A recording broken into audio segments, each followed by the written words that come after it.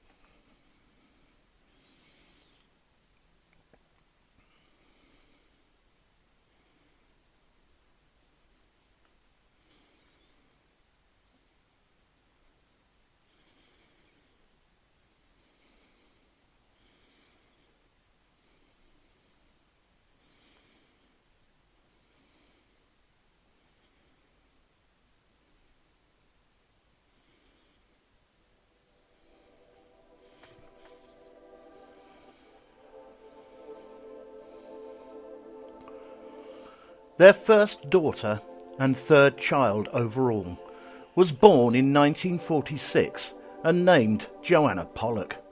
Their second daughter was born 5 years later in 1951 and named Jacqueline. The younger Pollock sister was born with a birthmark on her left wrist. The Pollock parents, named John and Florence, were very busy with their delivery business, so both girls spent a lot of time in the care of their grandmother.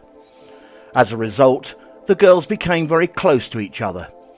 Joanne liked to play the mother hen and take care of Jacqueline, while Jacqueline loved to play imagination-based games and dress up in various costumes.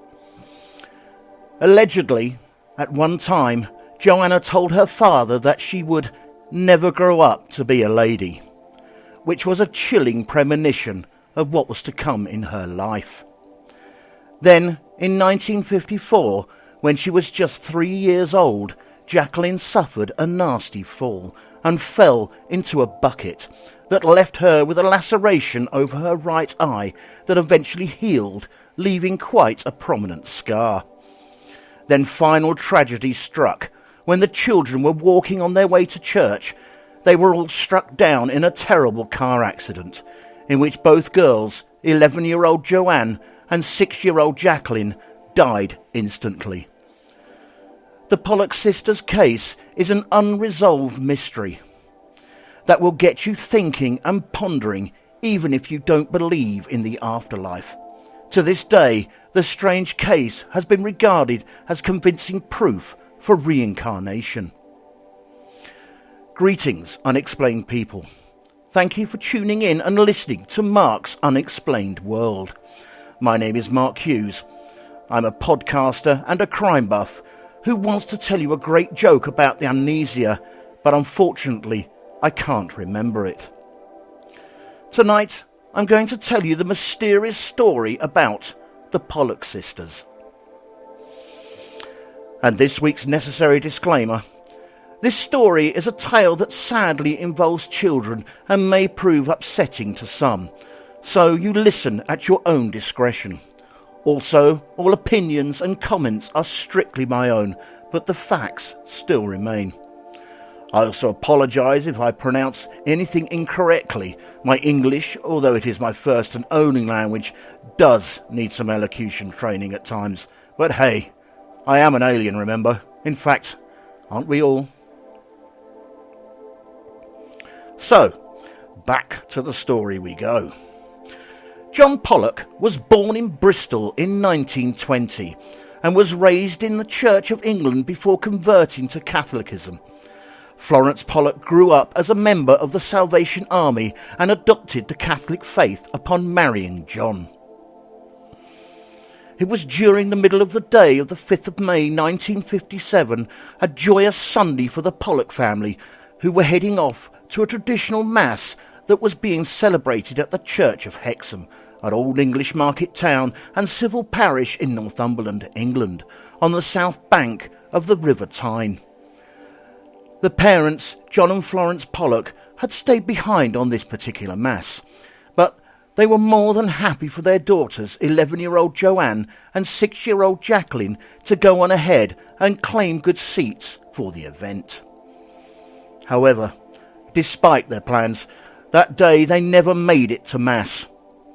For just a few blocks from the church, recklessness had prevented them. Their haste to get there did not allow them to see the car that was about to cross the turning, which rammed into them, killing them both on the spot. The driver had taken near lethal doses of aspirin, phenobarbital, and was deeply distraught at having her own children removed from her car, and apparently intentionally hit the children in a misguided attempt at vengeance. Witnesses saw her driving erratically and bearing down on the children, who were blocked from escape by a wall beside the sidewalk. The impact tossed them into the air, and both were killed instantly. The incident made headlines throughout Britain. The parents went through the saddest year of their lives.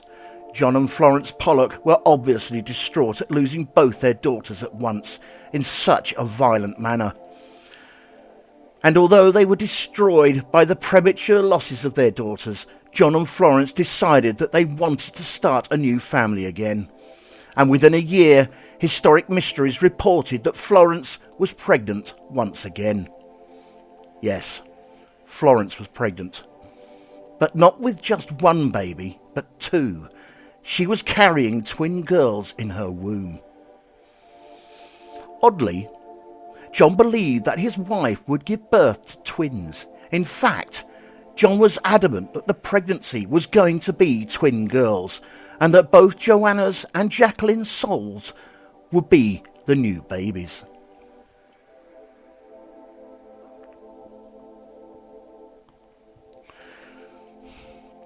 Even when the doctor told the couple it was to be a single birth, and don't forget, this was way before scanning for a fetus was an everyday occurrence, John held firm.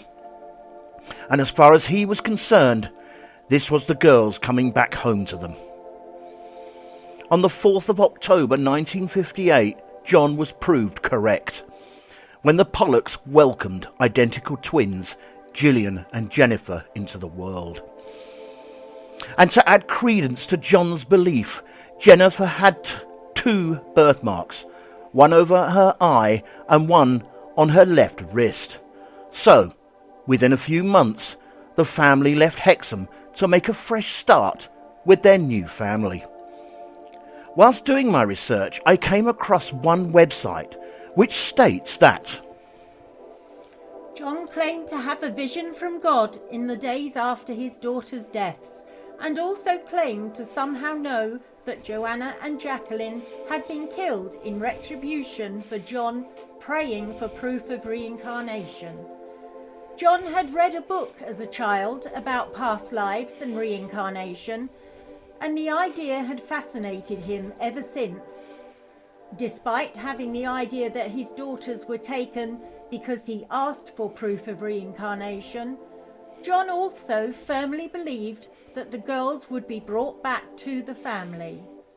Florence, however, vehemently disagreed with this notion as she tried to move on from their daughters' deaths. I couldn't find these details anywhere else other than the website, so I'll let you decide. Anyway, back to the story.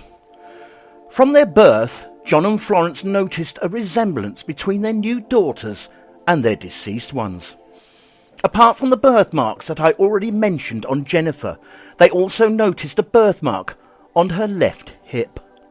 The deceased daughter, Jacqueline, also had the same birthmark. Moreover, a birthmark on Jennifer's forehead matched a scar Jacqueline had gotten from falling off an upturned bucket. As the twins got older, the similarities only became more apparent, and therefore undeniable. Gillian, the other twin, had none of those birthmarks. 3 months after giving birth, the family decided to move to Whitby, North Yorkshire, in search of happiness, leaving behind their sad past and in the final hope of finding the peace they longed for.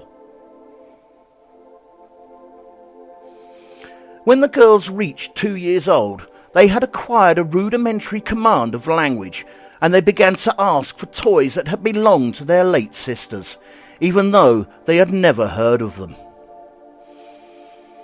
When their father gave them the dolls that he kept in the attic, the twins chose to name them Mary and Susan, the same names that they had been given a long time ago by their deceased older sisters. When the twins reached the age of 3, they were introduced to some other toys that had belonged to Joanna and Jacqueline. To the parents' surprise and amazement, the girls identified which toys had been gifts from Santa and took ownership of separate toys each, without arguments. Now, as anyone who has been around kids knows that for children not to argue over toys at Christmas, or indeed at any other time, is a rare event, as one usually wants the toy that the other child has, leading to an all-out war over who gets what. But Gillian claimed her toys that had been Joanne's, and Jennifer took possession of the toys that had been Jacqueline's, and all without being told what belonged to whom, allegedly. Florence also claimed that the young girls often spoke of an accident that had killed their sisters, saying such things like, "Blood's coming out of your eyes. That's where the car hit you." Gillian also allegedly pointed to the birthmark on Jennifer's head, the one that matched up with Jennifer's scar, and discussed the fall that had given Jacqueline the scar in the first place, again, allegedly, without being told anything about it. Another example arose from when one day Florence had worn a smock dress while helping John with the milk delivery business that had been put away when she ceased working shortly after her daughter's deaths. It was when the twins were about 4 and a half that John wore the smock to do some painting, and Jennifer asked him, "Why are you wearing Mummy's coat?" Jennifer then became very annoyed at Gillian for not recognising the smock. The older sister had, however, been at school at the time and had not seen her mother wearing the garment. When John asked Jennifer how she knew the smock belonged to Florence, Jennifer said her mother had worn it while delivering milk. And again, when the girls complained about the lunch that they were having at home, their mother said they could have had lunch at school, and they answered, "We've done that before." This was not true of Gillian and Jennifer, but had been true of Joanna and Jacqueline.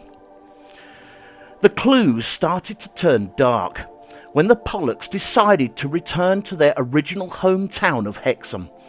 Once at Hexham, the girls recognised the city and knew exactly where to go. The two, in unison, asked to visit an amusement park where their late sisters liked to go, and described it in detail, as if they themselves had visited it repeatedly.